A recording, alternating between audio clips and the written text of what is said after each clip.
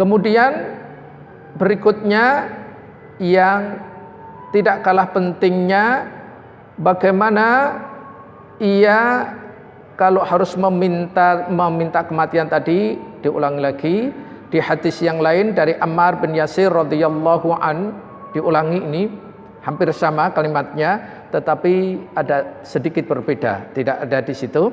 Ya Allah, dengan ilmu gaibmu dan kekuasaan atas seluruh makhluk, hidupkanlah aku jika engkau mengetahui bahwa kehidupan itu lebih baik untukku, dan wafatkanlah aku jika kematian itu lebih baik untukku. Hadis riwayat Imam Ahmad, status hadisnya sahih. Jadi ada beberapa redaksi tapi maknanya hampir sama. Itu. Ini poin pertama yang berkaitan dengan kandungan hadis atau faedah hadis.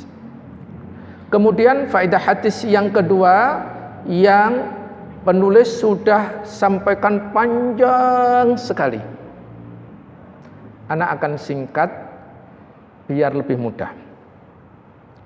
Bahwa tidak diragukan lagi sebagaimanapun jua kehidupan itu lebih baik bagi seorang muslim, sebab jika dia meninggal dunia maka terputuslah amalannya.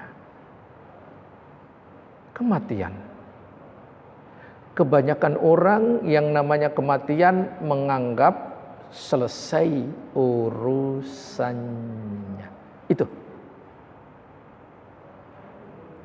Sekali lagi, walaupun ia seorang muslim, kadang-kadang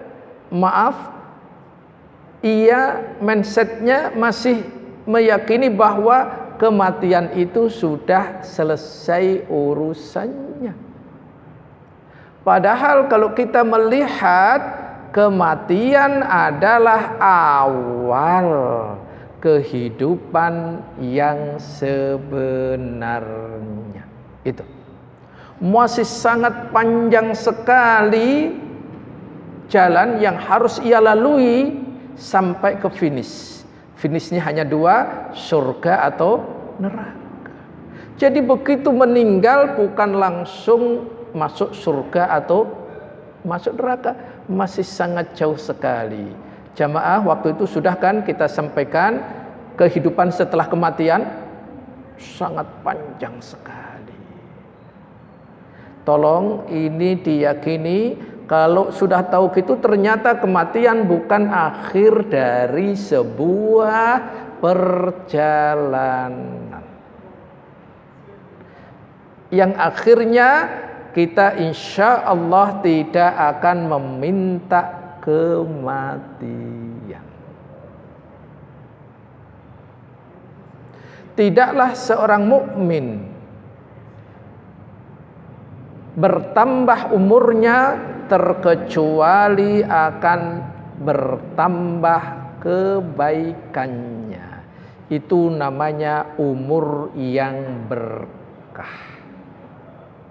Umur yang berkah, berkah itu artinya apa? Tambah kebaikan. Jadi tambah umur, tambah kebaikan. Tambah umur, tambah kebaikan. Tambah umur, tambah kebaikan. Tambah umur, tambah kebaikan. Itu namanya umur yang berkah.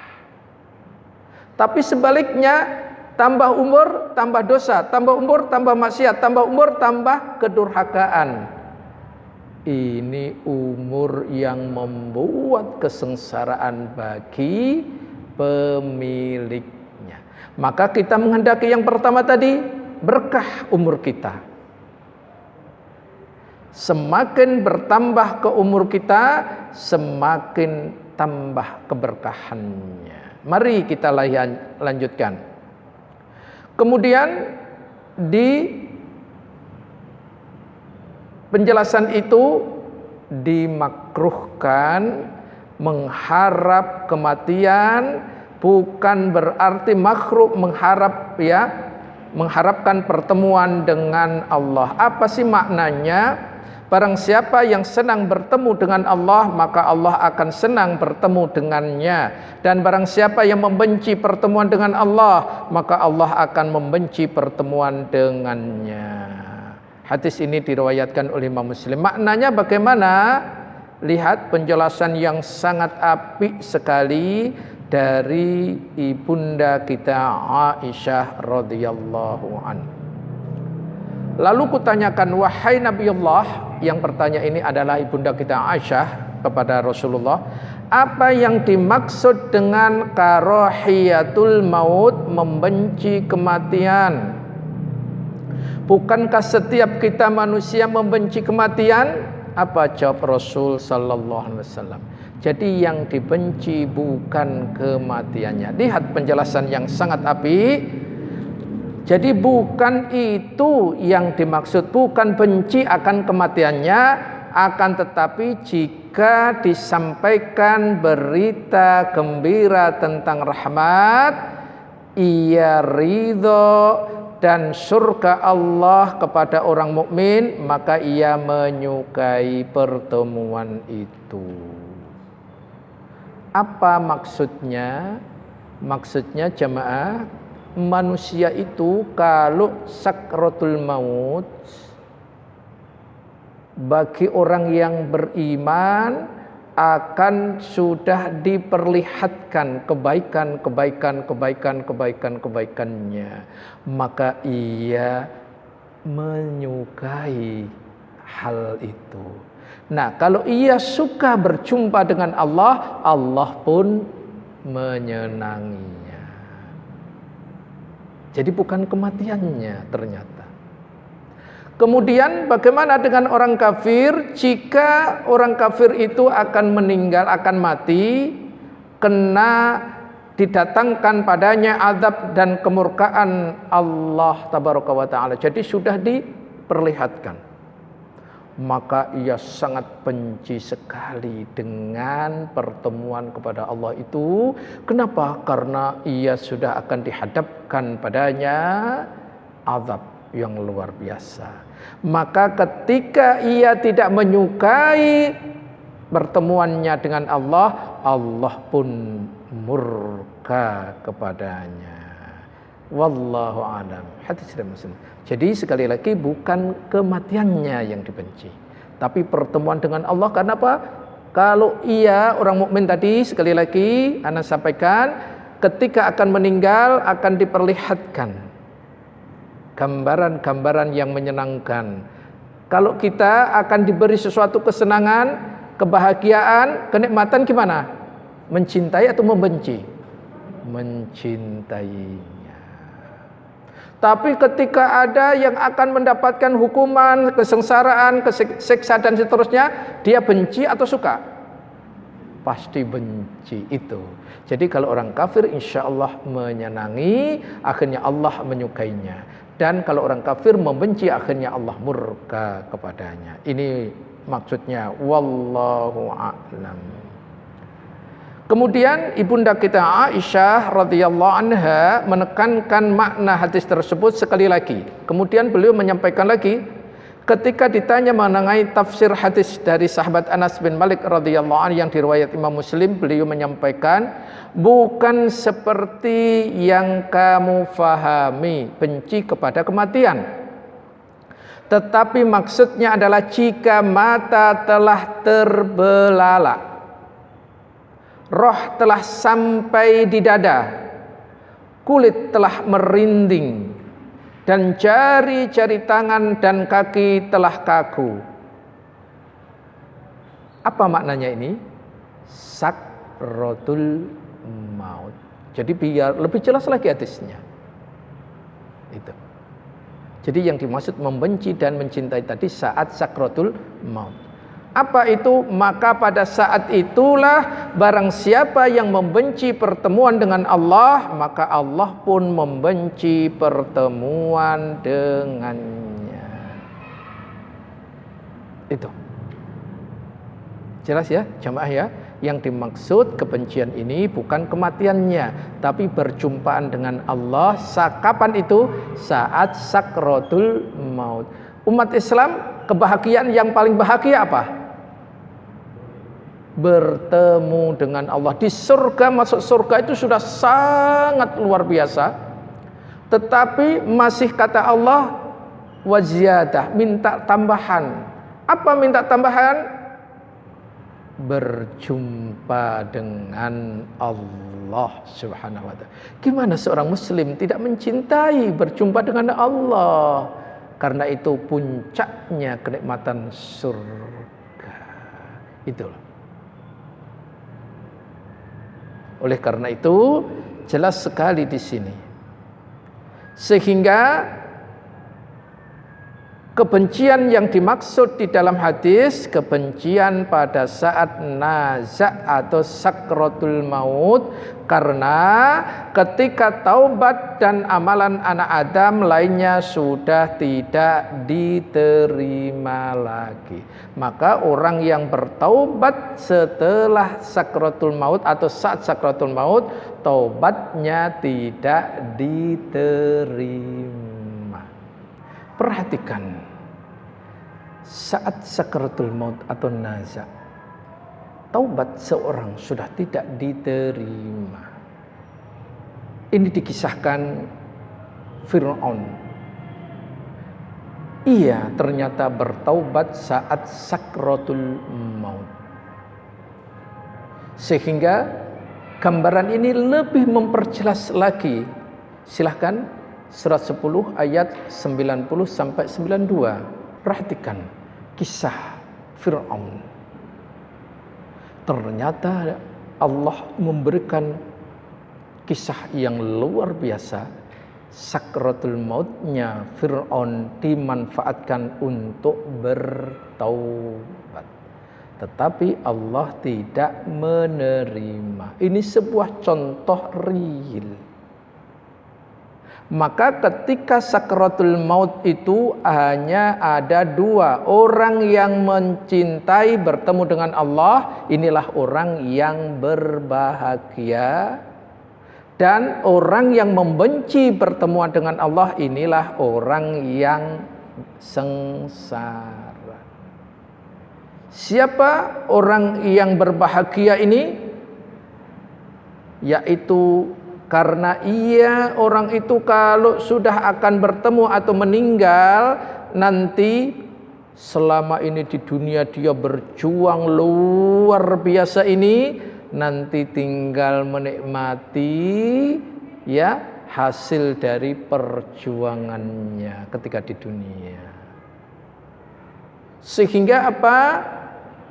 Orang yang meninggal bagi orang yang mukmin adalah waktu istirahatnya. Kemudian nanti setelah hari akhirat, ia tinggal menunggu proses menuju istirahat terakhir. Apa itu? Surga, menikmati kenikmatan yang luar biasa. Itu. Maka dia sangat suka sekali saat berjumpa dengan Allah. Berbeda dengan orang yang sengsara, dia benci sekali. Kenapa? Karena baru di dunia saja pindah, dia begitu melihat sakratul mautnya luar biasa, dia benci. Begitu sudah mati, setiap pagi dan petang itu diperlihatkan calon tempat tinggalnya nanti di neraka. Bayangkan, setiap pagi dan petang. Silahkan surat 40 ayat 46. Ini juga kisah Fir'aun. Padahal Fir'aun belum dikubur, kan masih ada jasadnya. Nah, perhatikan, setiap pagi dan petang diperlihatkan calon tempat tinggalnya di neraka. Bayangkan. Jadi kalau begitu orang yang beriman juga akan diperlihatkan pagi dan petang calon tempat tinggalnya di surga. Maka ia sangat senang sekali bertemu dengan Allah, sehingga Allah begitu suka bertemu dengannya. Tapi sebaliknya yang satu lagi tadi sangat membenci sekali bertemu dengan Allah, dan Allah pun akhirnya membenci kematian mereka itu. Wallahu a'lam. Itu. Ini poin larangan meminta mati dan seterusnya. Kemudian Rasulullah ketika sakit keras menjelang wafatnya, beliau berdoa. Doanya gimana? Allahumma rafiqul a'la. Ya Allah, kedudukan yang tertinggi Rafiqul A'la itu, maka perkataan beliau itu tidak bermakna meminta kematian. Hadis riwayat Bukhari dan Muslim atau muttafaq alaih. Para ulama memberikan penjelasan yang sangat apik sekali. Ada 3 penjelasan. Penjelasan pertama, Rasulullah memang berkata demikian, kita tidak menafikan karena hadisnya jelas.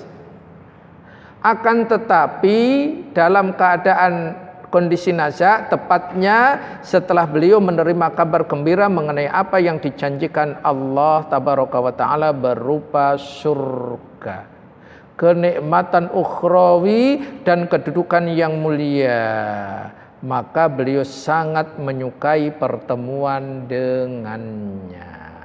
Bukan berarti Rasulullah minta diwafatkan, bukan.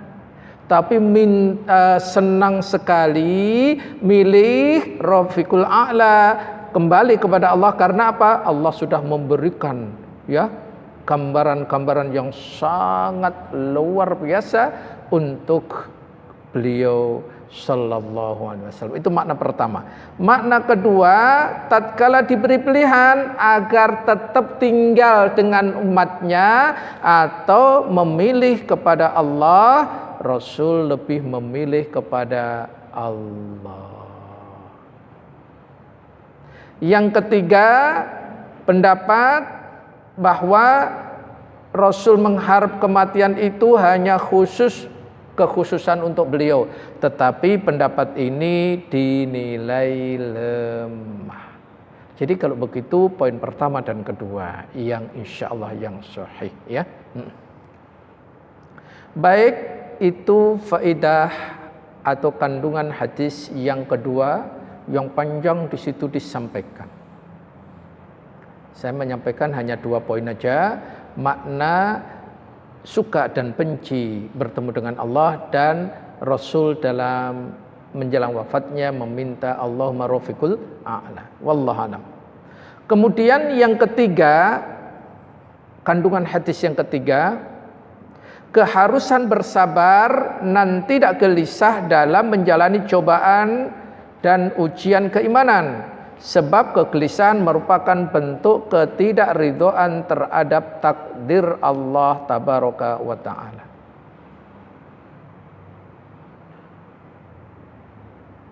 Siapa orang yang begitu ada musibah langsung bisa sabar 100%?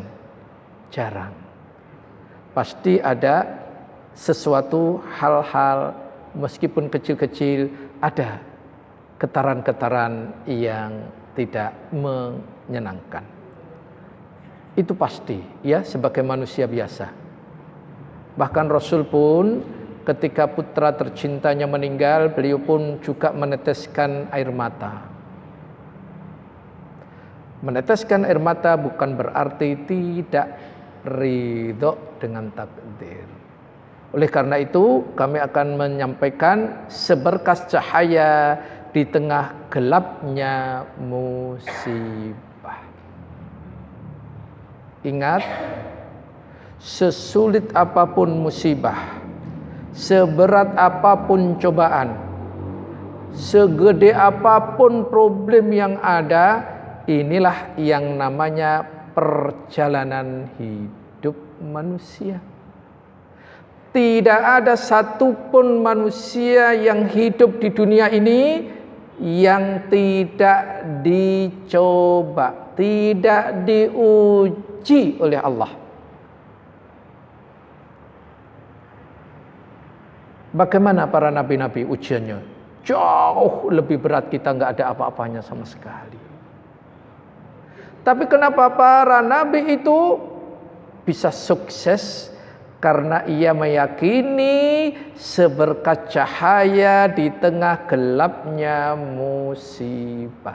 Kita punya Allah. Tolong tekankan itu.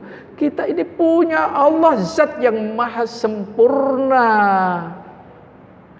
Sehingga ketika itu ada dalam diri kita, kita ada sikap optimis. Bukankah Allah melalui Rasulnya berfirman, aku tergantung persangkaan hambaku. Positive thinking lah kepada Allah. Yakin Allah akan memberikan jalan keluar dari masalah ini.